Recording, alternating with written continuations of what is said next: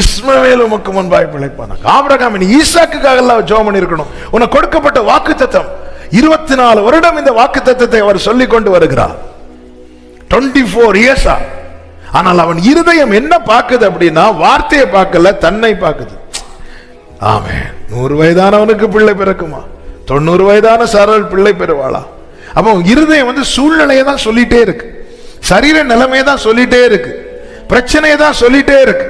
So இருதயம் இவைகளை சொல்லிக் கொண்டிருக்குமானால் நம்முடைய ஜெபமும் அப்படிதான் இருக்குமே தவிர கேட்டு பெற்றுக்கொள்ளும்படியான ஜெபமாய் நம்மிலிருந்து புறப்படாது. நம்முடைய ஜெபம் அது அவருக்கு உகந்ததா இருக்கணும், அது அவருக்கு பிரியமா இருக்கணும். ஆமென். யாபேஸ் வேண்டிக் கொண்டான், கர்த்தர் அதை அவனுக்கு அருளினார். ஆபிரகாம் வேண்டிக் கொண்டதை கர்த்தர் அருளினா பிரச்சனை வேற மாதிரி ஆயிரும். ஆபிரகாம் உனக்கு நான் வாக்குத்தத்தம் வச்சு, உன் இருதயம் உன் சூழ்நிலையை பேசிட்டே இருக்குது. உன் இருதயம், அதனாலதான் உங்கள் இருதயத்தை ஊற்றி விடுங்கள் இருக்கு பைபிள்ல. கர்த்தரை என்றென்று, கர்த்தரை எக்காலத்திலும் கர்த்தரை நம்புங்கள், உங்கள் இருதயத்தை அவருடைய சமூகத்தில் ஊற்றிரு. இல்லைன்னா அது சொல்லிட்டே இருக்கும். உன் சரீரத்தை பாரு, உன் பிரச்சனையை பாரு, உன் குடும்பத்தை பாரு, உன் மனைவியை பாரு, உன் புருஷனை பாரு. நம்ம முகங்குப்புற விழுந்து ஜெபிக்க போனாலும் அதுதான் சொல்லிட்டே இருப்போம். கேட்டு பெற்றுக்கொள்ளும்படியாய் நம்முடைய ஜெபம் இருக்காது. அப்ப நம்முடைய இருதயம் எதைதான் சொல்லணும் அப்படின்னா, கர்த்தர் நம்மோடு பேசி இருக்கிறார், தெளிவா பேசிட்டே வரார். நம்முடைய வாழ்க்கை திரும்பி பேசிட்டு நம்முடைய இருதயம். அதனாலதான் தாவீது சொல்லுகிறார், நம்முடைய வாக்கை என் இருதயத்தில் வைத்தேன். அது வெளியே போக விடக்கூடாது. வார்த்தை மறக்கவே கூடாது, நமக்கு மறக்கவே கூடாது, சொல்லிட்டே இருக்கணும். வார்த்தை அப்படி இருதயத்தில் பதிஞ்சிடணும். ஒவ்வொருத்தர், சிலருக்கு கேட்ட உடனே பதிஞ்சிடும், சிலருக்கு கேட்க கேட்க பதியும், சிலருக்கு எழுதினாதான் பதியும், சிலருக்கு மனப்பாடம் பண்ணாதான் பதியும். எப்படியோ இருதயத்துல வசனம் பதிஞ்சிடணும். இருதயம் வசனத்தை சொல்லணும். இருதயம் வசனத்தை சொல்லுமானால் நம்முடைய ஜெபம் உகந்ததாய் மாறும். இல்லைன்னா வேற ஏதோ கேட்டுட்டு இருப்போம், வேற கேட்டுட்டு இருப்போம். கேட்க கூடியதை கேட்காம இருக்கிறோம், ஜெபிக்கிறோம், முகங்குப்புற விழுந்து ஜெபிக்கிறோம். ஆனா என்ன கேட்டுக்கொண்டிருக்கிறோம்? நாம நம்முடைய இருதயம் என்ன சொல்லிக் கொண்டிருக்கிறது? அதுதான் இவ்வளவு பேசுறார் தெளிவா. இதுக்கு முன்னாடி ஆண்டவர் பேசினார், ஆனா இவ்வளவு டீட்டெயிலா பேசல.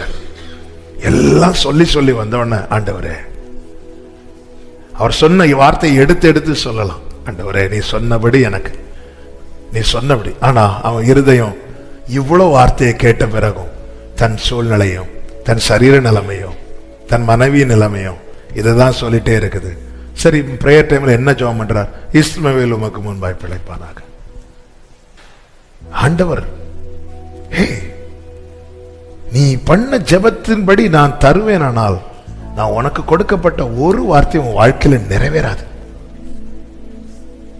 நீ பண்ணின ஜெபத்தின்படி நான் உனக்கு செய்வேனானால் நான் உனக்கு கொடுத்த வாக்குத்தத்தம் எப்படி அப்புறம் உனக்கு நடக்கும்? நான் உனக்கு கொடுத்த வாக்குத்தத்தம் நடக்கணும்னா நீ பண்ணின ஜெபத்தின்படி நான் செய்யக்கூடாது. நான் சொல்றது எத்தனை பேருக்கு விளங்குது?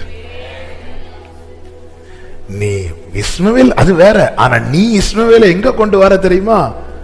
அடுத்த சந்ததியா கொண்டு வர. நான் சொன்ன வாக்குத்தத்தம் உன் வாழ்க்கையில் பலிக்க வேண்டுமானால், நடக்க வேண்டுமானால் நீ கேட்டபடி நான் உனக்கு செய்யக்கூடாது. சில ஜெபத்துக்கு தேவன் பதில் தரவில்லை என்பதற்காக சோர்ந்து போயிருக்கிற உள்ளங்களோடு கர்த்தர் இந்த வார்த்தையை பேசிக் கொண்டிருக்கிறார். நம்முடைய இருதயம் எது சொல்லுதோ அதுதான். நம்ம ஆபிரகாமே அப்படி ஜெபம் பண்ணார்னா நாம எல்லாம் இப்படி ஜெபம் பண்ணுங்க எல்லாம் சொல்லலாங்க. ஆனா இருதயம் என்ன சொல்லி கொண்டு இருக்குதோ, அதனாலதான் வசனம். அதனாலதான் ஆண்டவர் என்ன சொல்றாருன்னா, நீ அது வசனத்தை சொல்லிட்டே இரு. உன் கையில வசனத்தை கட்டு, உன் ஞாபகக்குரிய உன் கண்களின் நடுவே வச்சுக்கோ. உன் வீட்டு நிலைக்கால்கள் மேல எழுது. உன் பிள்ளை கிட்ட படுக்கும் போது அதுதான் பேசு, எழும்பும் போது அதுதான் பேசு, நடக்கும் போதும். ஏன்னா உன் இருதயம் வசனத்தை சொல்லிட்டு இருக்கட்டும். அப்படி சொல்லிட்டு இருந்தா நம்ம ஜெபிக்க உட்கார்ந்தாலே நம்முடைய ஜெபங்கள் எல்லாம் அவருக்கு உகந்த தூபமாய் மாறும், தூபமாய் மாறும். ஹல்லேலூயா. நம்முடைய ஜெபத்தை தள்ளாமலும் தமது கிருபையை நம்மை விட்டு விலக்காமலும் இருக்கிற தேவனுக்கு ஸ்தோத்திரம். ஹல்லேலூயா, ஹல்லேலூயா.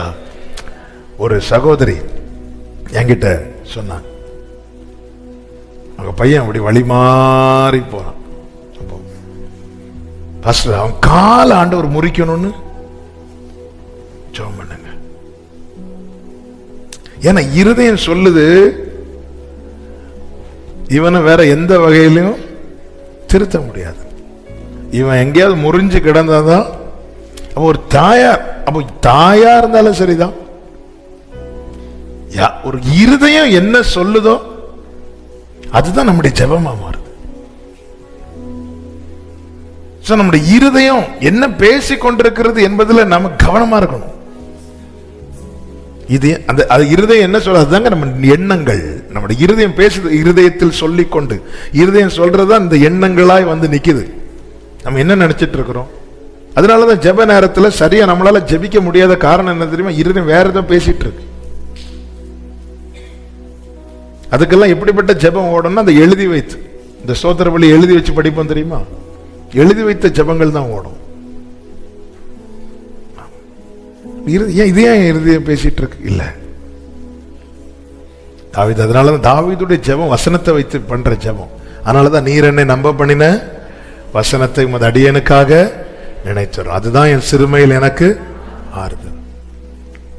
நம்முடைய ஜெபம் எப்படி இருக்கிறது, நம்முடைய இருதயம் என்ன சொல்லிட்டு இருக்கோ அதுதான் நம்முடைய ஜெபம். அதனால இருதயத்துல அவர் நம்மோடு சொன்னது இருக்கட்டும். அவர் சொன்னதை நம்முடைய இருதயம் சொல்லுமானால் நாம சொல்ற ஜெபம் அவருக்கு உகந்ததா இருக்கும். ஹல்லேலூயா. மூன்றாவதாக ஆபிரகாம் ஜெபத்திலே கற்றுக்கொள்ள வேண்டிய அடுத்த முக்கியமான காரியம், ஆதியாகமம் 18வது அதிகாரம் 18 முதல் 21 வரை உள்ள வசனங்கள். அதுல 18, 20, 21 வாசிங்க. நான் செய்ய போகிறதை ஆபிரகாமுக்கு மறைப்பேனோ? பின்பு கர்த்தர் சோதோம் குமோராவின் கூக்குரல் பெரிதா இருப்பதினாலும் அவைகளின் பாவம் மிகவும் கொடிதா இருப்பதினாலும் நான் இறங்கி போய் என்னிடத்தில் வந்து எட்டின அதன் கூக்குரலின்படியே அவர்கள் செய்திருக்கிறார்களோ இல்லையோ என்று பார்த்து அறிவேன் என்றார். இப்ப கர்த்தர் அதை ஆபிரகாமுக்கு சொல்றார். சோதோம் பட்டணத்தை அவர் அழிக்க போற காரியம் முன்னமே சொல்லுகிறார். எதற்காக? 22வது வசனம். அப்பொழுது அந்த புருஷர் அவ்விடமிட்டு சோதோமை நோக்கி போனார்கள். ஆபிரகாமோ பின்னும் கர்த்தருக்கு முன்பாக நின்று கொண்டிருந்தான். ஜெபிக்கிறதுக்காக சில காரியங்களை ஆண்டவர் உணர்த்துவார். பிள்ளைகளை குறித்து, புருஷனை குறித்து, மனைவியை குறித்து, குடும்பத்தை குறித்து, சபையை குறித்து, தேசத்தை குறித்து ஆண்டவர் நம்மேல் இருக்கிற அன்பு, நான் செய்ய போகிறதை மறைப்பேனோ, அந்த அந்த பழக்கத்தின் அடிப்படையில் ஆண்டவர் முன்னமே உணர்த்துவார். எதுக்காக தெரியுமா?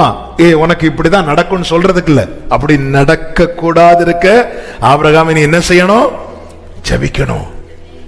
ஜெபிக்கிறதுக்காக ஆண்டவர் அப்படி உணர்த்துறதும் நம்ம உடனே போஸ்டர் அடிச்சு நாங்க யார் தெரியுமா, எல்லாமே முன்னமே நட்பின் அடிப்படையில் உணர்த்துறார், பாசத்தின் அடிப்படையில் உணர்த்துறார். ஆமே. புருஷனை குறித்து சில காரியத்தை ஆண்டவர் காண்பிப்பார். இங்க பார்ப்பா சரியில்லை, உடனே ஐயோ என் புருஷன் சரியில்லை, அப்படி இல்லை அப்படின்னு ஆண்டவர் காட்டியிருக்கவே மாட்டார். அது ஏன்னா ஆண்டவர் நம்ம கிட்ட காட்டுறதே எதுக்கு அப்படின்னா, இது வேற யாருக்கும் தெரியக்கூடாது, நீ ஜெபம் பண்ணி தெரியுது. ஆனா நம்ம அதை Facebookல, வாட்ஸ்அப்ல போன் பண்ணி எல்லார்ட்டையும் காட்டிடுவோம். ஆண்டவர் இதுக்கு நானே எல்லார்ட்டையும் பிள்ளையை குறித்து ஆண்டவர் ஒரு காரியத்தை காண்பித்திருப்பார், மனைவியை குறித்து ஒரு காரியத்தை காண்பித்திருப்பார். எதுக்கு? ஆபிரகாம் உடனே போய் பக்கத்து வீட்டுல போய் நின்றான். அப்படியா இருக்கு? ஆபிரகாம் உடனே போய் கர்த்தருக்கு முன்பாக நின்றான். ஆபிரகாம் உடனே என்ன சொல்லி இருக்கலாம்? ஆண்டவரே அவனுக்கு இதுவும் வேணும் இன்னும் வேணும், ஏன்னா ஒழுங்கா என் கூட இருந்திருந்தான். ஏன்னா ஒரு அழியது ஆண்டவருக்கு பிரியம் இல்லைங்க. தேவன் ஒருத்தங்களுக்கு வரப்போகிற ஆபத்தை நமக்கு முன்னமே காட்டுறாருனாலே அந்த ஆத்மாவை அவர் விரும்புறாருன்னு அர்த்தம். காட்டிட்டாரா ஜெபம் பண்ணிரணும், ஜெபம் பண்ணிரணும். எத்தனை பேர் ஆண்டவர் காண்பித்து தருவார் தெரியுமா? 2 வருஷத்துக்கு முன்னாடி ஒரு குறிப்பிட்ட ஒருத்தங்களை ஆமென். ஆண்டவர் காட்டி தராங்க. நான் தூக்கத்துல கத்துறேன், அவங்க இறந்துட்டாங்க, அவங்க இறந்துட்டாங்க, அவங்க இறந்துட்டாங்க. அதுக்கப்புறம் தான் அலர்ட் ஆகி பார்க்குறேன், இல்லை இது அப்போ ஏதோ காட்டி தராங்க. அப்போ அந்த மரண தூதன் வந்து வாசல்ல வந்து நிற்குது. உடனே நைட் 2 மணிக்கு எழும்பி இருந்து ஆண்டவர் ஜெபம் பண்ண வச்சார். ஜெபம் பண்ணிட்டு கிருபையினால இன்னைக்கும் அவங்க இருக்கிறாங்க. யாருன்னு கேட்காதீங்க, அப்படி யாரை கேட்க வந்தா நீங்க தான் சொல்லிடுறேன். நமக்கு ஒரு வியாதி உண்டு, நம்ம ஒரு புரியறதுக்காக ஒரு காரியத்தை சொல்லும் போது அது யாரா இருக்கும், அது நீங்க தான். அப்போ தேவன் வந்து உணர்த்துறது எதுக்குன்னா அடுத்த நாள் உடனே அவங்களை கூப்பிட்டு இதை பாருங்க இப்படி எனக்கு அதுக்கு இல்லை, அப்படி நம்ம காட்ட ஆரம்பிச்சிட்டோம்னால அதுக்கப்புறம் ஒண்ணுமே உன்கிட்ட ஜெபம் பண்றதுக்கு தந்தா நீ அதை வச்சு பேரு சம்பாதிக்கிறியா? எதுக்கு தாரார்? ஆபிரகாம் போய் நிக்கணும். ஆண்டவரே ஆண்டவரே ஆண்டவர் காட்டுவாருங்க, உணர்த்துவாருங்க. இயேசு கிறிஸ்து ஜெபம் பண்ணிட்டு இருந்தார். இயேசுவோடு இருக்கிறவங்க கடல்ல போறாங்க இல்ல, அவர்கள் வருத்தப்படுகிறதை அவர் கண்டாராம். காட்டி கொடுக்கிறார்ல ஆண்டவர், காட்டி கொடுக்கிறார்ல. ஒரு காரியம் ஒருத்தங்களுக்கு நடக்கிறது மாதிரி நடக்கிறதுக்கு முன்னமே நமக்கு காட்டுறாருன்னா அந்த உத்தரவாதத்தை நாம எடுக்கணும். அப்படி ஒரு காரியம் நடந்துச்சுன்னா ஆண்டவர் உனக்கு நான் சொன்னேன்ல. அப்படிதான் இருக்கு எசேக்கியேல். இந்த வசனத்தை எடுத்த வாசிங்க. எச்சரித்தும் நீ எச்சரிக்காம போன அந்த இரத்த பள்ளி உண்மையில வரும் இருக்குவே. ரைட் சைட்ல இருக்கும். எடுத்தவங்க வாசிங்க. எடுத்துட்டீங்களா? எசேக்கியேல் தீர்க்கதரிசன புஸ்தகம்.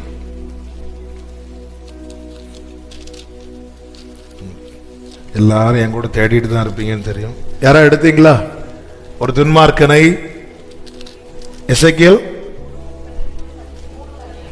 3 சூப்பர். 17வது அதிகாரம் 3வது அதிகாரம் 17 நீ வாயினால் வார்த்தை கேட்டு எச்சரிப்பாயாக. ஆமென். எச்சரித்தால் நீங்க கீழே படிச்சீங்கன்னா தெரியும். எச்சரித்தவன் பாவம் செஞ்சானா அந்த இரத்த பழிய உங்ககிட்ட கேட்பேன். அப்படி எச்சரிக்காம போயிட்டேன்னா அந்த இரத்த பழிய, எச்சரித்தும் பாவம் செய்தா அந்த இரத்த பழி அவங்கிட்ட தான் இருக்கும். நீ எச்சரிக்காம போயிட்டேன்னா அது உங்ககிட்ட இருக்கு. இதே மாதிரி இன்னொரு இடத்துலயும் இருக்கும். இதே போல பேசியிருப்பா, நீங்க கண்டுபிடிங்க வீட்டில் போய். கர்த்தர் நல்லவர். அப்போ தேவன் உணர்த்துறது எதுக்குன்னா அதை நம்ம அப்படி அசதியா விடுவதற்கு அல்ல. ஆண்டவர் காட்டுவார், சிலரை குறித்து முன்னமே காட்டுவார். அப்போ ஒரு கட்டு இருக்கு, ஒரு நெருக்கம் இருக்கு, ஒரு பிரச்சனை இருக்கு, அதுக்காக அந்த உத்தரவாதத்தை நாம் எடுப்பதற்காக தான் நம்ம கிட்ட காட்டுறார். இவன் எடுப்பான், அதை நம்புறார். ஆபிரகாம் நம்புறார். நம்பினதுனாலதான் வீட்டை விசிட் பண்ணார். இல்லைன்னா ஆபிரகாம் கொடுக்கிற ரொட்டியை சாப்பிடுறதுக்கு வரல. அவர் ஆபிரகாம் கொடுக்கிற ரொட்டியையும் ஆபிரகாம் அடித்து கொடுக்கிற கன்று குட்டியும் சாப்பிடுறதுக்கு வரல. ஆபிரகாம் இந்த உத்தரவாதத்தை எடுக்கணுங்கிறதுக்காக. சில நேரத்தில் நாம் ஆபிரகாம் லோத்துக்காக உத்தரவாதம் எடுக்கிறது லோத்துக்கு தெரியாது. லோத்துக்கு தெரியாததுனால ஆபிரகாம் எடுக்க மாட்டேன்னு சொல்லல. ஏன்னா இது கொடுத்தது கர்த்தர். நீங்க உங்க குடும்பத்துக்காக அழுறது உங்க குடும்பத்துக்கு தெரியாது. தெரியாததுனால அவங்க கேட்பாங்க, நீ இந்த குடும்பத்துக்கு என்ன செஞ்சேன்னு கேட்பாங்க. அதை குறித்து சோர்ந்து போகாதீங்க. கர்த்தர் உங்களை உத்தரவாதம் எடுக்க வைத்திருக்கிறார். நீ இந்த குடும்பத்துக்கு என்ன செஞ்ச? நான் தானே சம்பாதிச்சேன், நான் தானே உழைக்கிறேன், நீ என்ன செஞ்ச? எப்ப பார்த்தா அழுதுட்டு தானே இருக்க சொல்லுவாங்க. சோர்ந்து போயிடாதீங்க. கர்த்தர் உங்கள்கிட்ட தானே பேசுறார், உங்ககிட்ட தானே உணர்த்துறார். அந்த உத்தரவாதத்தை நீங்க எடுக்கணுங்கிறதுக்காக அதான் நின்று கொண்டிருந்தான். யார் தன் குடும்பத்துக்கு அழுறாங்களோ அவங்கள வச்சுதாங்க அந்த குடும்பம் ஓடுது. யோசுவா களத்துல இறங்கி வேலை செய்யலாம், ஆனா மலையில மோசே கைய உயர்த்தி நிக்கிறான். மோசையின் கை என்னைக்கு தாருதோ யோசுவா உன் கதை அன்னையோட முடிஞ்சது. மோசையின் கை தாழ்ந்ததோ அமலேக்கின் கை உயர்ந்தது. ஜெபிக்கிறவங்க, தேவ சமூகத்திலிருந்து அழுறவங்க ஒரு குடும்பத்திலிருந்து அற்று போனால் அந்த குடும்ப தள்ளாடும், அந்த கூடாரம் விழுந்துரும். எனவே அடுத்த ஸ்தானத்துல அப்படிப்பட்ட ஒரு நபர் நிக்கிறது வரைக்கும் வீட்டிலே அழுது ஜெபிக்கிறவங்க வாழ்வது அவசியம். உங்க குடும்பத்துல ஒருத்தங்க அழுது ஜெபிக்கிறாங்கன்னா அவங்க வாழணும். அடுத்த ஸ்தானத்தில் அடுத்த தலைமுறை வந்து நிக்கிறது வரைக்கும் அவங்க நிற்பது அவசியம். இல்லைன்னா தாவீதின் கூடாரமா இருந்தாலும் அது விழுந்து போயிடும். ஆண்டவர் சிலரோடு பேசிக் கொண்டிருக்கிறார். அதனால குடும்பத்துக்காய் அழுகிற அன்பு சகோதர, அன்பு சகோதரி, உன்னுடைய உத்தரவாதம், உங்களுடைய உத்தரவாதத்தை நீங்கள் புரிந்து கொள்ளுங்கள். உங்க கூட இருக்கிறவங்க புரியணும்னு அவசியம் கிடையாது, சொன்னாலும் புரியாது. ஆமென். உத்தரவாதம் எடுக்கிறான், முன்னாடி நின்னுட்டு இருக்கிறான். லோத்துக்கு ஏதாவது மெசேஜ் போட்டார், இங்க பாரு நான் உனக்காக ஜெபம் பண்ணிட்டு இருக்கேன், நீ இப்படி பண்ணல, நான் அப்படி. எனக்கு உத்தரவாதத்தை அவனாக எடுக்கல, கர்த்தர் கொடுத்தார். சிலதை காட்டி தருவார், உணர்த்துவார். கர்த்தருக்கு மகிமை உண்டாவதாக. நேரம் போகிறதுனால நான் சொல்லி முடிக்கிறேன். நாம் ஜெபிக்க உணர்த்துகிறார். ஹல்லேலூயா. ஆமோஸின் புஸ்தகம் அதனுடைய 7வது அதிகாரத்தின் 4வது வசனத்தில் ஆண்டவர் ஆமோஸ்ட சொல்றார், அக்கினியினால இதை நான் நியாயம் விசாரிப்பேன் சொல்றார். சொல்லும் போது ஆமோஸ் ஜெபிக்க ஆரம்பிக்கிறான். கர்த்தர் உணர்த்துகிறார், அக்கினியினால இது நியாயம் விசாரிப்பேன். 5வது வசனத்தை வாசிங்க. அப்பொழுது நான், கர்த்தராகிய ஆண்டவரே நிறுத்துமே. போதப்பா, யாக்கோபு திரும்ப யாரால் எழுந்திரும், அவன் சிரித்து போனானே என்று சொல்லும் போது 6வது வசனத்தில் கர்த்தர் அதற்கு மனஸ்தாபப்பட்டு அப்படி ஆவதில்லை என்றார். அப்படிதான் செய்வேன்னு சொல்றார். ஆனா ஒருத்தன் ஜெபம் பண்ணதும் அப்படி ஆவதில்லைன்னு சொல்றார். பாத்தீங்களா? அவன் எதுக்கு உணர்த்துறாரு? எதுக்கு உணர்த்துறாரு? இப்படி அவனுக்கு நடக்க கூடாதுப்பா, இப்படி சம்பவிக்க கூடாதுப்பா, இப்படி உன் குடும்பத்தில் நடந்துடக்கூடாது, இப்படி உன் பிள்ளைகளுக்கு நடந்துடக்கூடாது. அதனால கர்த்தர் உணர்த்தி ஜெபிக்க வைக்கிறார். நல்லா புரிஞ்சுக்கோங்க. இன்னொரு சத்தியத்தை கூட நான் இதுல சொல்ல விரும்புகிறேன். உங்ககிட்ட ஒரு காரியத்தை கர்த்தர் உணர்த்தி உங்களை ஜெபிக்க வைக்கிறார்னா உங்க ஜெபத்தை அவர் கேட்கறதுக்கு ரெடியா இருக்கிறான்னு அர்த்தம்.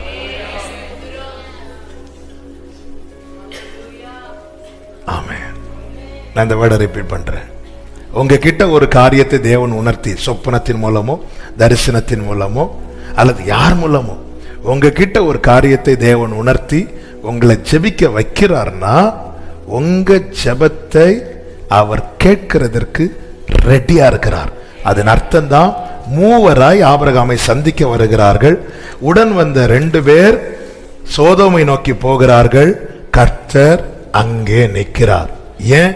ஆபிரகாம் பின்னும் கர்த்தருக்கு முன்பாக எனக்கு டைம் இல்லைன்னு சொல்லிட்டு கர்த்தர் போகல. ஆபிரகாமே நீ நிக்கணும், நீ நில்ல ஆபிரகாமே, எனக்கு அவசரம் இல்லை, நான் கேட்கிறேன் ஜெபிக்கணும். கர்த்தர் உணர்த்துவாருங்க கண்டிப்பா இந்த ஆகஸ்ட் ஜெபத்துல. ஆமென். அதனாலதான் நேற்று ஜெபத்தை குறித்து சொல்லும் போது சொன்னேன் அல்லவா, நீங்க உங்க தேவையெல்லாம் சொல்லிட்டு கொஞ்ச நேரம் எப்படி இருக்கணும்? அமைதியா இருங்க. உணர்த்துவார். எதனால சில காரியங்கள் நடக்கல, ஏன் தடையா இருக்கிறது, ஏன் வாய்க்கப்படல, உணர்த்துவார். உணர்த்தும் போது அதை வச்சு ஆண்டவர் சமத்துல ஜெபம் பண்ணணும். நம்மில் குறை இருக்கணும், அகற்ற வேண்டியது அகற்றணும். ஆமே. கர்த்தர் உணர்த்துவார். இந்த ஆகஸ்ட் ஜெபத்துல கர்த்தர் உணர்த்துவாராக. ஆமே. அப்படி ஒரு காரியத்தை தேவன் உணர்த்துறாருனாலே, வர்றதுக்கு முன்னாடி உணர்த்துறாருனாலே நம்ம ஜெபிக்கிறத அவர் கேட்கறதுக்கு ரெடியா இருக்கிறார்னு அர்த்தம். ஹல்லேலூயா. உங்ககிட்ட உணர்த்துற காரியத்தை நீங்க ஜெபம் பண்ணுங்க. உங்களுக்கு இன்னும் ஜெப சப்போர்ட் தேவைன்னு வரும்போது உங்களுக்கு பாஸ்டர்ஸ்க்கு ஃபோன் பண்ணி சொல்லுங்க, ஜெபம் பண்ணுங்க. உங்களுக்கு நெருக்கமா இவங்க ஜெபம் பண்ணுவாங்க நம்பிக்கையுள்ள விசுவாசிகள்கிட்ட சொல்லுங்க. ஆமே. இந்த காரியத்துக்காக. ஆனா ஒரு உங்களுக்கு நிச்சயம் இருக்கணும், இவங்க இந்த விஷயத்தை வெளியே. நான் திருப்பி சொல்றேன், முதல்ல நீங்க ஜெபம் பண்ணுங்க. இல்ல எனக்கு இந்த காரியத்துக்கு நான் ஜெபம் பண்ண உட்கார்ந்தாலும் என்னால முடியல, எனக்கு ஒரு பிரேயர் சப்போர்ட் தேவை அப்படின்னு இருந்தா சபை ஊழியருக்கு சொல்லுங்க. உங்க சபை ஊழியருக்கு சொல்லுங்க. இது ஆன்லைன்லயும் பாக்குறதுனால சொல்றேன். உங்க பாஸ்டர் சொல்லுங்க, எனக்கு இன்னும் பிரேயர் சப்போர்ட் தேவை. யாருக்கிட்ட சொல்லணும்? இவங்க கிட்ட சொன்னா இவங்க இந்த விஷயத்தை அவங்க ஹஸ்பண்ட கூட அவங்க ஒய்ஃப்ட கூட சொல்ல மாட்டாங்க என்கிற நிச்சயம் இருக்கிறவங்க கிட்ட நீங்க சொல்லுங்க. அதே போல உங்ககிட்ட ஒருத்தங்க தங்கள் பர்சனல சொல்லி ஜெபிக்க கேட்டா, நான் இயேசுவின் நாமத்தில் தாழ்மையா சொல்றேன், அதை உங்க ஹஸ்பண்ட கூட அல்லது ஒய்ஃப்ட கூட ஷேர் பண்ணக்கூடாது. ஏன்னா அவங்க நீங்க ஜெபம் பண்ணா கர்த்தர் கேட்பார்னு நம்பிதான் உங்ககிட்ட ஜெபிக்க சொல்லி இருக்கிறாங்க. அதை போய் தெரியுமா அவங்களுக்கு? நம்ம ஜெபம் பண்ணிடுவோம், ஆனா நம்ம வாய் இருக்கு தெரியுமா, இந்த நாக்குக்கு லைசன்ஸ் கிடையாது. ஆமே. ஆனா இப்படி பேசிடும் இல்ல, தயவு செய்து. அவங்க அவ்வளவு வலியில அவங்களால நிக்க முடியாம எனக்கு ஒரு 2 பேரும் ஜெபம் பண்ணா நல்லா இருக்கும் அந்த அந்த தேவையினால அவங்க கேட்டாங்க. அது உங்ககிட்ட ஜெபத்துக்காக ஒரு விஷயத்தை சொல்லிட்டாங்கன்னா சொல்லாதீங்க, சொல்லாதீங்க. ஹஸ்பண்ட சொல்லாதீங்கன்னு சொல்றது தப்பா எடுத்துக்கணும். உங்க ஹஸ்பண்ட் உங்க கூட ஜெபிக்கிறவங்களா இருந்தா அவங்க கிட்ட சொல்லி சேர்ந்து ஜெபம் பண்ணலாம். ஏன்னா சில விஷயம் நாம தாங்கிடுவோம், நம்ம துணை தாங்கிட மாட்டோம். அவன் நமக்கு தெரியணும் இந்த விஷயத்தை இவங்க கேட்டுருவாங்க, இந்த விஷயத்தை இவங்க தாங்கிட மாட்டாங்க. அந்த நிலைமையும் அறிந்திருக்கணும், அறிந்திருக்கணும். அதுக்கு ஏற்றார் போல. சில வீட்டில் மனைவி மட்டும் ஜெபம் பண்ணுவாங்க, புருஷன் ஜெபம் பண்ணவே மாட்டாங்க. அப்போ அந்த காரியத்தை என்ன செய்ய முடியாது, அவங்க கிட்ட நம்ம காரியத்தை ஷேர் பண்ணணும். ஆனா இன்னொருத்தங்க ஜெபிக்க கேட்டிருப்பாங்க, இப்படி வீட்டில் இந்த பிரச்சனை இருக்கு அப்படி நம்ம கிட்ட ஜெபம் பண்ண கேட்டிருப்பாங்க. நம்ம ரட்சிக்கப்படாத ஒரு கணவர் இருப்பா, அவர்கிட்ட போய் இங்க பாருங்க அந்த வீட்டில் இப்படி பிரச்சனை இருக்கான்னு சொன்னா, பத்தி அந்த சர்ச்சுக்கு போனாலே எப்படி வேற என்ன சொல்லுவாங்க அவங்க, மாமா ஜெபம் பண்ணு இப்படியே சொல்லுவாங்க இல்ல. ஸோ நமக்கு தெரியும் அந்த ஜெப குறிப்பு அது ஜெபிக்கிறதுக்காக கொடுக்கப்பட்டது. ஆபிரகாம் பாத்தீங்களா ஜெபித்துக் கொண்டிருக்கிறான், நின்று கொண்டிருக்கிறான். அதனால கர்த்தர், நீங்க அந்த வசனத்தை படிச்சீங்கன்னா தெரியும், ஆபிரகாமுக்கு தேவன் இதை தெரிவிக்க காரணம் 19-16 வாசிங்க. அவன் தாமதித்துக் கொண்டிருக்கும் போது கர்த்தர் லோத்தின் மேல் வைத்த இரக்கத்தினாலே, லோத்தின் மேல இரக்கம் வச்சதுனால இதுல இருந்து அவன் காக்கப்படணுங்கிறதுக்காக முன்னமே கர்த்தர் ஆபிரகாமுக்கு தெரிவிக்கிறார். இந்த வசனங்களை நல்ல கவனிங்க. லோத்தின் மேல இரக்கம் வச்சு ஆபிரகாமுக்கு தெரிவிக்கிறார். அடுத்து 29வது வசனம், தேவன் அந்த சமபூமியின் பட்டணங்களை அழிக்கும் போது தேவன் ஆபிரகாமை நினைத்து லோத்தை காப்பாற்றுகிறார். லோத்தின் மேல இரக்கம் வச்சு ஆபிரகாமுக்கு தெரிவிக்கிறார். ஆபிரகாம் பண்ணின ஜெபத்தை நினைத்து லோத்தை காப்பாற்றுகிறார். ஹல்லேலூயா. அவன் அழியணுங்கிறது தான் தேவ சித்தமா இருந்திருக்கும். ஆனால் ஆபிரகாமை ஜெபிக்க வச்சிருக்க மாட்டான். நீங்க எரேமியாவில் படிச்சீங்கன்னா தெரியும், எரேமியா கிட்ட சில இடத்துல சொல்லுவார், நீ இந்த ஜனத்துக்காக விண்ணப்பம் பண்ண வேண்டாம், நான் கேட்க மாட்டேன் அப்படிம்பார்.